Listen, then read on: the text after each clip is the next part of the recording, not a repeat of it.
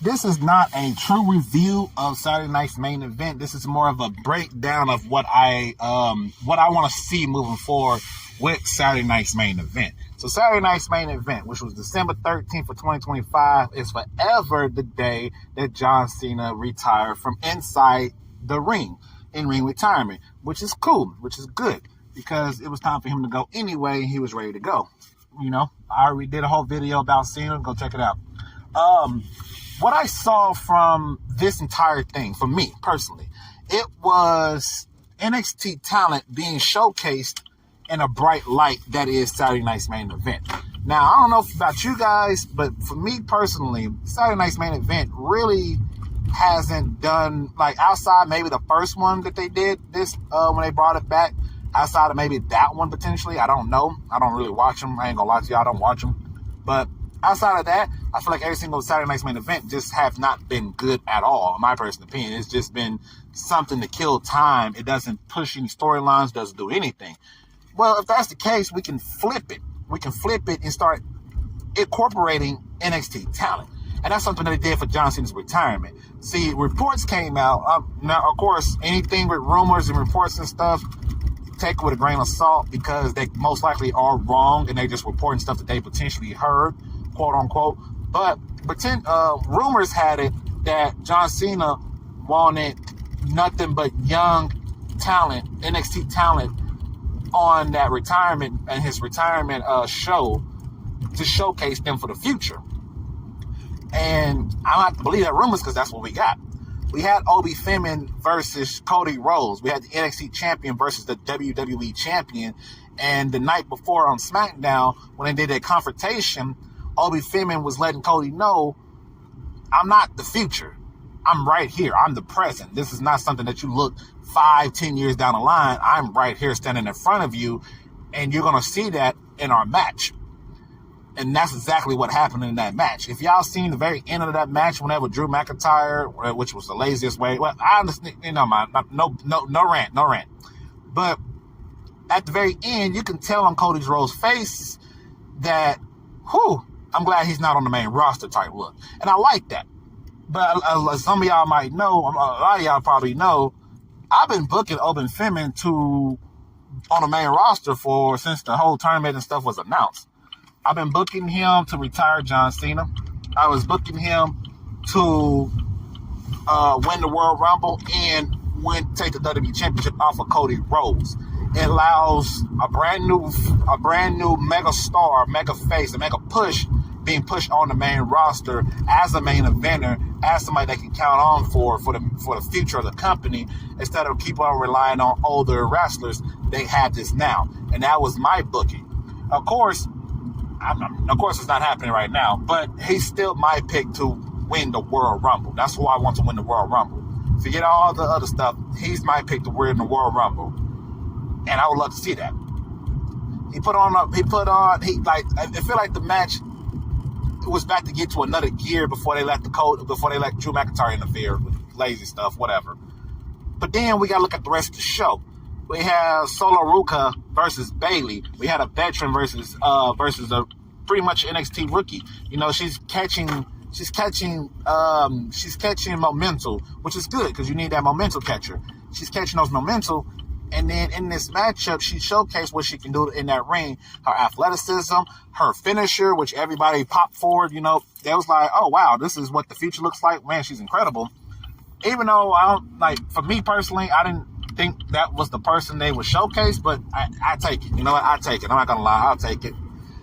But she put on a real good match to showcase that the future of the women's division is also here too. Then you have Javon Evans and Slater, the current, as of this recording, the current TNA X Division champion. You had them teaming up to take on AJ Styles and Dragon Lee in a fantastic tag team matchup, showcasing the young guys and how fast they move and how quick they can do a lot of things in that ring. They lost the match, but it was a good matchup. And it highlighted the young guys. The main event was Cena and Gunther, which, I mean, you can take it or leave it. I don't really care. You can take it or leave it. It's whatever. It's whatever on that match. I'm not gonna lie, it's whatever. But this showcased the future of what most of this card did was showcase the future of the WWE, and that lies in NXT. To continue building this momentum, especially for Saturday night's main event that desperately needs it, keep doing it. You know what I'm saying? Keep doing it. Give us 1 or 2 matches for NXT guys versus NXT guys and girls versus some of these veterans on the main roster. Let them compete against each other. We can have some nice dynamics. That'll be perfect to have. That'll be great to have. That'll be smart to have, in my personal opinion. And I would love to see that moving forward. Now, let's talk about some other stuff that happened, because you guys know Monday Night Raw already happened, and NXT already happened. I'm recording this on December 17th of 2025. So, Austin Theory is the man behind it was the man that was attacking everybody, that dropped CM Punk, been helping Logan Paul out. All right, cool. Seen the rumors about Austin Theory for a little while. I was flip-flopping on that, and then I also heard the rumors it was Montez Ford, and I would have been all for that too. My question is, why didn't Triple H drag it out longer?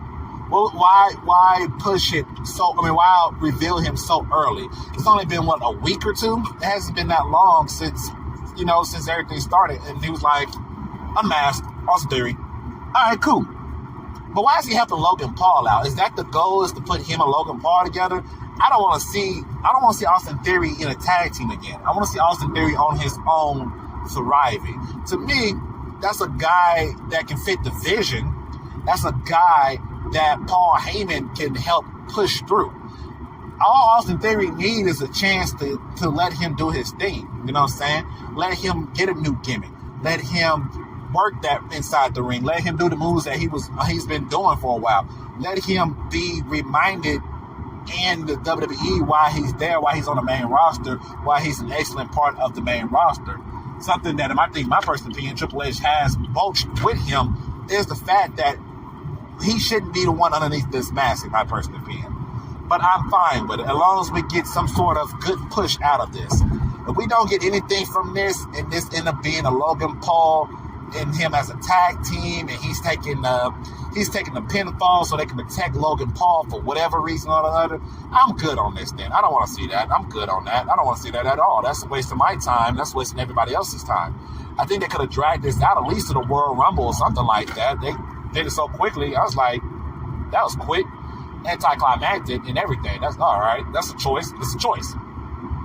But invested in it, questionable. It all depends on what's the first promo, what's the first reason that he says why he's helping Logan Paul out. And then that tells you everything you need to know with that feud. It should be something, hopefully it's something, you never know. Turn around. On NXT last night, just in case you guys have not watched it, Blake Moreau and Thea Hall, if I'm pretty sure I said her name right, they had a match for the NXT Women's North American Championship. And Thea Hall ended up becoming the new champion. And it's been controversial online. It's because she wasn't supposed to win the match. Blake Monet was supposed to retain and keep it going. And they said, moving forward, they're gonna do what they normally do, is over panic. All right, whose fault was it? That's the question that that's probably the question you're asking. Well, whose fault was it? Nobody's. It was Blake Monet's fault for not kicking out. That's the problem. Y'all gotta understand, in WWE, I don't know how other companies do it, but in WWE, there's a rule in WWE that Vince McMahon inputted years ago. He said, count to three. No matter what, count to three. You don't want to screw it up, because once you screw it up, everybody sees it, everybody's questioning it, everybody's going to point it out, and it takes away the suspense, the suspense that is anything can happen. Count to three, pal. That's what that referee did. He counted three, the three pins, new champion is crowned. Now, this reminds me, of course, as everybody took back to whenever the Jay, Tiffany, and Nia Jax thing happened, and the referee stopped her count because Nia forgot to kick out. And it didn't make it now. it didn't make it better that she's also telling Nia that the match was supposed to keep going, so everything else was all jacked up also. There's a lot of stuff that happened in that match. But that was a mistake. In my personal opinion, that's more a mistake. That's a mistake of both Nia and the ref. The ref should just count at the 3 and live with the consequences. And the reason why is because you can run this match back. That's the thing a lot of people kind of throws out their thought process. They can run these matches back. It's not a full-on, this is it, this is the end of it, that's it, GG. No, you can, that's why they have live events and house shows and stuff. They can fix that at the house show. They could have had Jade winning it, and then Tiffany called BS on it or something and get the championship back. Run the exact same triple threat match back at the next live event. Have Tiffany go over like she's supposed to, regain the championship, and then everything is fixed. You know what I'm saying? Everything is fixed after that. That's what I'm saying. That's referee's fault. I mean, that's referee's fault. That's Nia Jax's fault. That's a lot of people's fault. They should have just counted to 3. Keep it pushing. There reminds me of another incident a couple of years ago. It's longer than that. But R-Truth versus Shinsuke Nakamura, Friday Night SmackDown United States Championship match. Shinsuke didn't kick out, so R-Truth was kind of the new United States champion. The referee counted the 3 pin. Shinsuke thought he kicked out. He did not. They tried to continue the match. The referee said nope. R-Truth was the new champion. Shinsuke was upset, but Shinsuke, you didn't kick out, and you're told to go ahead and count the 3 pin. And that's what they did. GG. That's what it happens. That's the thing. That's professional wrestling. That's what you're supposed to do. So when I look at it, I understand, but you can't. I understand it, but Blake Monet, I'm not gonna lie, Blake really doesn't need to be in NXT. She doesn't need to be in NXT. Jordan Grace really doesn't need to be in NXT. Those two ladies right there should be on the main roster, if I'm being legit for you. And my personal opinion, Athena Hall should have been on the main roster by now too, because one of the old school ways that NXT was, especially during the Triple H era, compared to the Shawn Michaels era, is that Triple H, if you didn't become a champion in NXT probably after a year or so where you should have been called up by the main roster, the main roster is going to treat you way better anyway. You'll get more championships and a bigger push on the main roster than you will in NXT. And that's just fine. I think Athena Hall is an example of that. I think she didn't need that championship because it seemed like they really wasn't going to give her that championship. And she's been working her tail off. They should have called her up to the main roster and had her competing in the women's mid-card division, especially on the SmackDown side, because it's lacking. That's my personal opinion. With that being said, because I got completely off track. With that being said, Saturday Night Main Event moving forward should be highlighting NXT talent that's coming up, that they're ready to push. That's what it should be. That's what they should do. That's what they should do. That's pretty much it from me. You guys let me know down in the comment section what y'all thinking. Should that be something they should continue to do, or just one-off is all right? Y'all let me know. I'll catch y'all on the next one.